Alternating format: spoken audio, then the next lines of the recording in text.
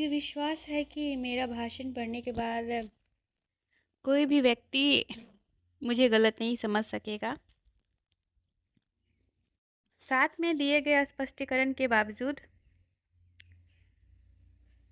आपका मंडल मात्र धर्म के विनाश आदि शब्दों से इतना भयभीत हो गया।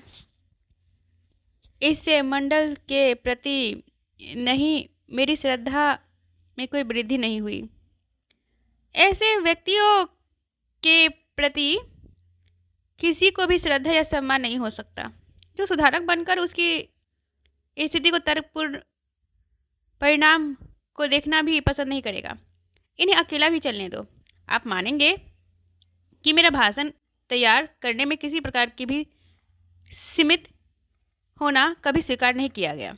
यह प्रश्न पर भाषण में क्या होना चाहिए और क्या नहीं हो, मंडल के बीच में विचार विमर्श नहीं हुआ। मैं सदा यह मानकर चला मैं हूँ कि मैं भाषण में उस विषयों को विचार व्यक्त करने में स्वतंत्र हूँ। वास्तव में 9 अप्रैल में बम्बई में आने तक मंडल को यह पता चला नहीं था किस प्रकार के भाषण तैयार कर रहा हूँ।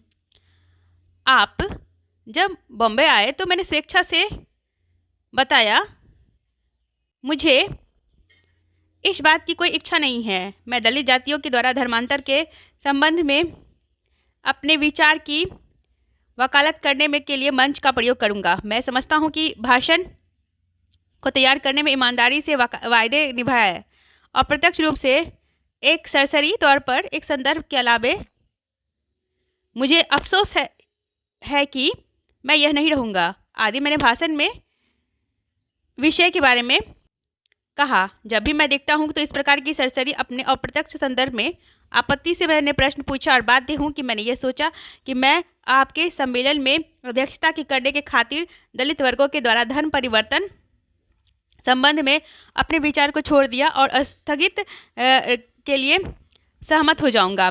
यदि आपने ऐसा सोचा तो मैं आपसे कहूँगा कि आपकी भूल, इसके लिए मैं जिम्मेदारी नहीं हूँ। यदि आपसे मैं इस बात का संकेत देता हूँ कि मुझे अध्यक्ष चुनकर मुझे सम्मान दे रहे हैं, इसके बदले में मुझे धर्म परिवर्तन के लिए कार्यक्रम में अपने विश्वास का सत्यांग करना पड़ेगा। तो मैंने आपको स्पष्ट शब्दों में बताया, मुझे आपके द्वारा दिए जाने वाले किसी सम्मान की अपेक्षा अपने विश्वास की कहीं अधिक परवाह है। आपके 14 तारीख का पत्र के बाद आपका यह पत्र मेरे लिए एक आश्चर्य है। मुझे विश्वास है कि इन्हें पढ़ेगा और महसूस करेगा और स्वागत समिति द्वारा अचानक आपने रुख में परिवर्तन किए और मैं उत्तरदायी नहीं दे सकता हूँ। मैं 14 तारीख को आपने पत्र लिखा और उस समिति के सामने जो कच्चा प्रारूप था, स्वागत समिति का निर्णय सूचित किया और इसके रूप में कोई अंतर नहीं मिला।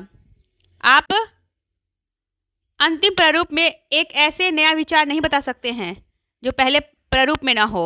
वे भी समान विचार हैं। अंतर केवल यह है कि अंतिम प्रारूप के अधिक विस्तार के लिए रखा गया है। तो मैं सभी को एक बात कहना चाहूँगी कि आप आइए और मेरे YouTube चैनल को पहली बार आए हो तो सब्सक्राइब जरूर करिएगा और शेयर करना नहीं भूलिएगा। बेल आइकन को प्रेस कर दीजिए जिससे आने वाली वीडियोज़ की सारी नोटिफिकेशन आपको मिले, ठीक है। और मैं ये कहूँगी कि आप लगातार मेरे चैनल पर जुड़े रहिए। और मैंने इससे पहले मेरी कहानी मेरी ज़ुबानी मैंने इस चैनल पर पढ़ाया है, तो आप जाइए और उनको सुनिए और दोस्तों तक साझा जरूर करिएगा, क्योंकि आपका एक इनिशिएटिव दूसरे के जीवन का परिवर्तन का स्टेप बन सकता है। आपको नहीं पता है कि एक स्टेप कितना मायने रखता है हमारी ज़िंदगी के लिए। तो मैं आपसे ये कहूँगी कि आप मेरी कहानी मेरी ज़ुबानी को सुनिए। और ये जाति प्रथा को लेकर डॉक्टर भीमराव अंबेडकर का ये कहानी है, ठीक है, जाति प्रथा को लेकर। तो इस कहानी में हम यही देख पढ़ रहे हैं कि किस प्रकार से वो जाति प्रथा का भेद भाव से कैसे ये स्ट्रगल किए और ऊपर उभर के आए। बट इनके जीवन में एक कहानी फिक्स है कि ये शिकायत नहीं करते थे, ठीक है, शिकायत ये बिल्कुल नहीं करते थे। तो मैं यही कहूँगी कि आप अपने जीवन में हर चुनौतियों का डटकर सामना करिए और विश्वास रखिए कि सब अच्छा होगा, और शिकायत नहीं करिए, बस उम्मीद रखिए कि मेहनत करना है, मेहनत करके मुंह तोड़ जवाब देंगे। तो मैं यही कहूँगी कि आप मेहनत करिए और अपनी सफलताओं को हासिल करिए। आपका मेहनत आपकी परिस्थिति को मुंह तोड़ जवाब देगा। तो मैं यही कहूँगी कि पढ़िए और पढ़ाइए और समाज को हेल्दी बनाइए। Education gives our healthy lifestyle, our healthy body, our healthy brain and our healthy environment as well. तो स्वास्थ्य ठीक, घर ठीक, समाज ठीक जब आप एडुकेटेड होगे।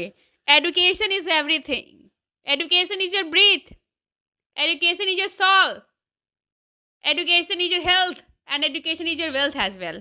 Thank you so much everyone for listening this beautiful audio, and मैं आपके लिए बहुत मेहनत कर रही हूँ। सच कह कि टाइम निकाल के बनाना it's not a very easy task. तो आप लोग सपोर्ट करिए और इसको शेयर करना नहीं भूलिए। और थैंक यू सो मच, अभी तक इतना सपोर्ट किए हो उसके लिए तहे दिल से शुक्रिया। और कहते हैं कि हम जितना मेहनत करते हैं उतना मेहनत आप भी करते हो सपोर्ट करने का, तो हम दोनों की जर्नी बहुत आगे तक चलेगी। Thank you so much. जय भीम, जय अम्बेडकर।